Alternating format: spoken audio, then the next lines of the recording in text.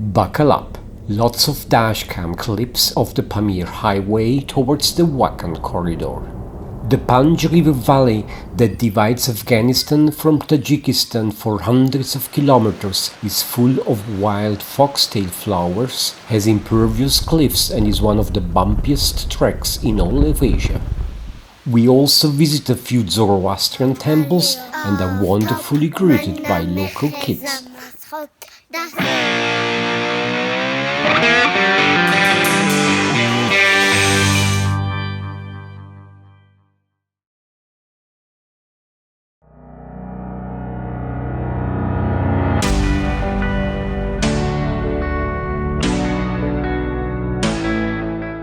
The road from Samarkand to Dushanbe can be easily driven in one day. Most of it is well paved. From there on, the Pamir Highway starts, and so does the sudden reality of its reputed potholes.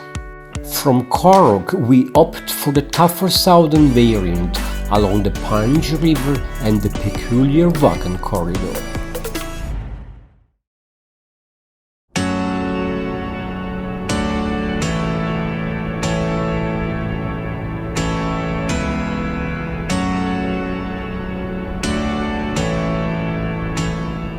The customs procedure to enter Tajikistan wasn't any more exhausting than usual, and after a couple of hours we are delighted by these smooth roads, at least for now. The scenery is captivating, and after 2 weeks of desert and hot temperatures, we truly need some fresh air and snow-white peaks.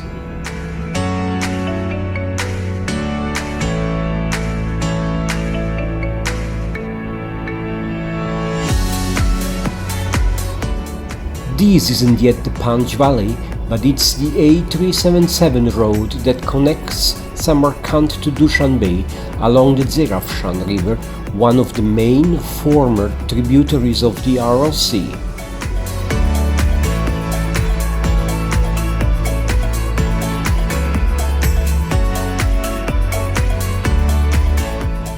The road is the only means of passage used by vehicles, people and herds when they don't escape into the neighboring gardens.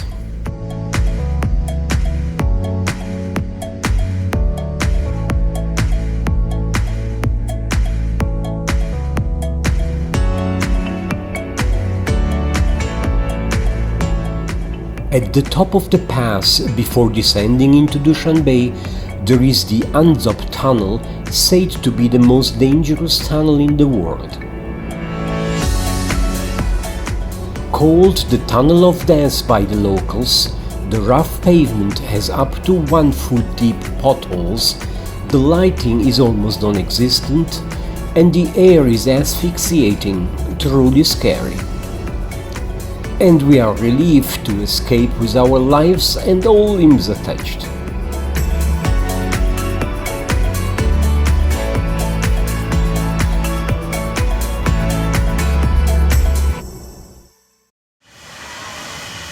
In Dushanbe, we predominantly visit welding shops, but we will address our broken cell support brackets in the next center stage episode.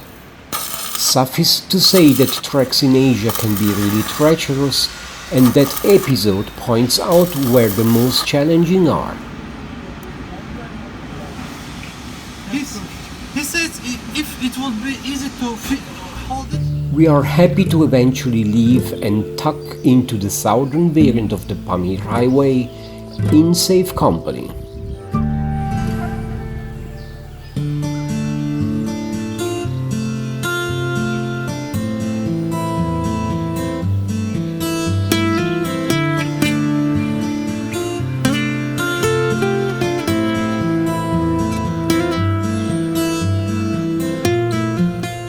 We are in Anjirop-i-Poyo, that's where the Pamir Highway first meets the Panj River, which also marks the natural border between Tajikistan and Afghanistan for the next 600 kilometers, and we will be driving all of them in the next few days.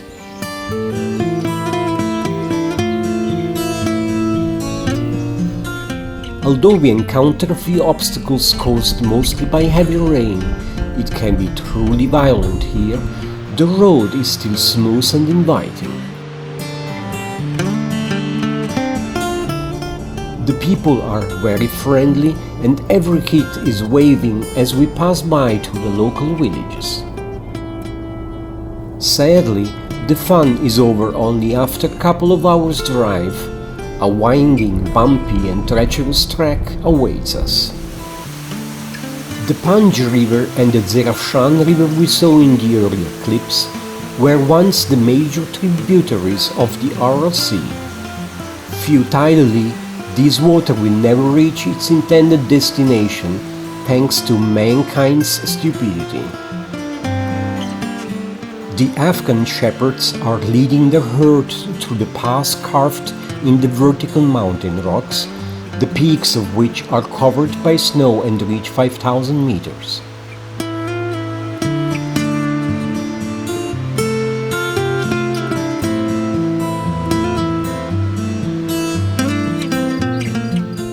These beautiful flowers are called Foxtail lilies or desert candles and are native in the Eastern Europe and temperate Asia from Turkey to Siberia and China. These yellow-golden species can apparently only be found in this valley and grows up to a person's height. The Pamir Highway is, as you can see, not really a highway, and it's not getting any better for the next 1,000 kilometers. 150 kilometers per day is about the best we can manage before numbness kicks in, meaning you become careless and speed dangerously over the bumps, so it takes 2 days to reach the Khorog junction.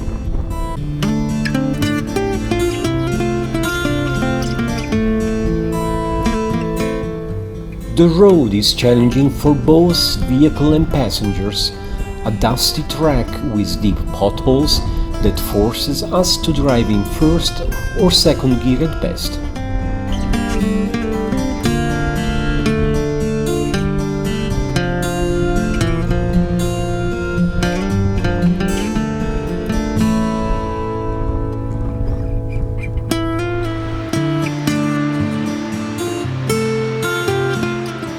The scenery is almost surreal. 2 countries, 2 folks, 2 cultures, Afghan and Tajik, only divided by a narrow river and well guarded by military on both sides. Sometimes the distance is less than 20 meters and you can well observe the Afghan people doing their laundry, washing carpets, repairing roads or stone houses.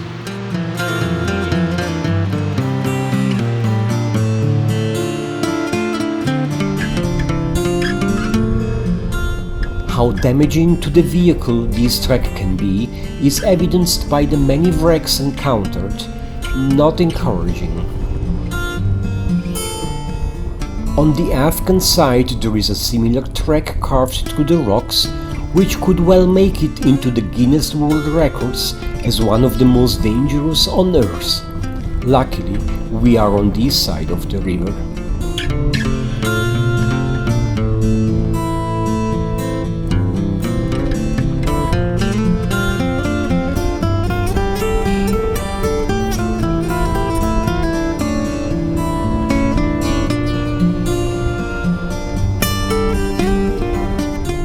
There are infrequent openings in the hillside, typically the debouchure of a larger water stream that offers sufficient flat ground to camp.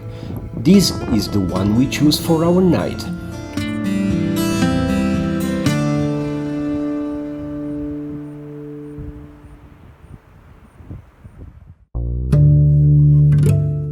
The Wakhan Corridor is a narrow strip of territory in Afghanistan formed by an 1893 agreement between the British and the Russian empires, officially to fix the limit of their respective spheres of influence and improve diplomatic relations and trade.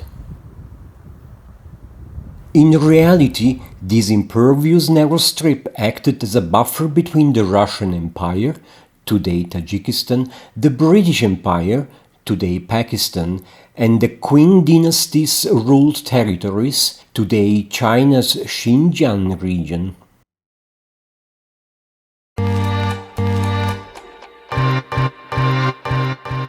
While approaching the Wakhan Corridor, the Panj River reshapes into a narrow and long lake, providing fertile ground for the local farmers.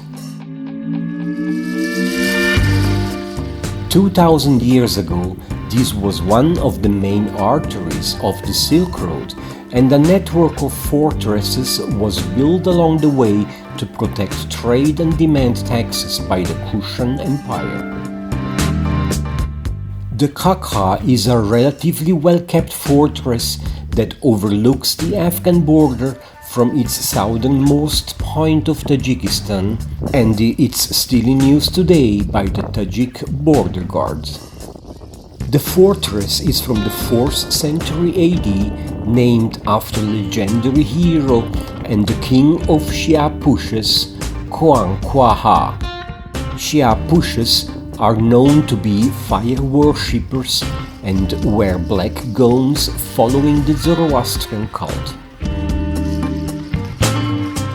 The Pamirs are a cold, barren place, only really alive for a few months in the summertime before succumbing once again to snow and isolation. The Pakistani peaks in the south were in all likelihood the border between the Zoroastrian Iranian and the Hindu Aryan lands. So it is of no surprise that we find here several Zoroastrian temples completely preserved from Islam's influence.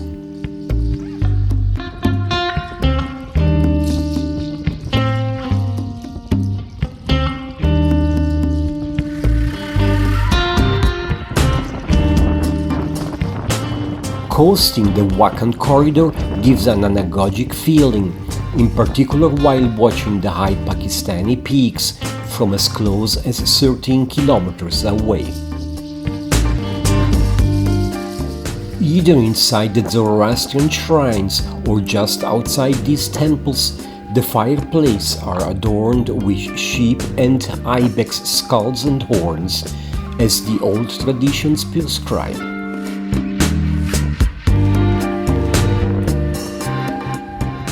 Zoroastrianism seems to be the only practiced religion here, and the temples are kept clean and neat by the local worshippers.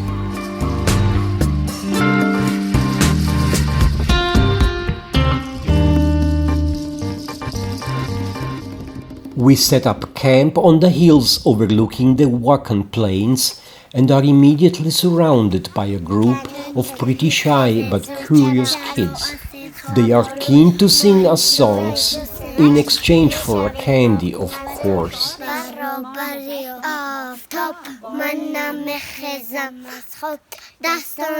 They are so cute.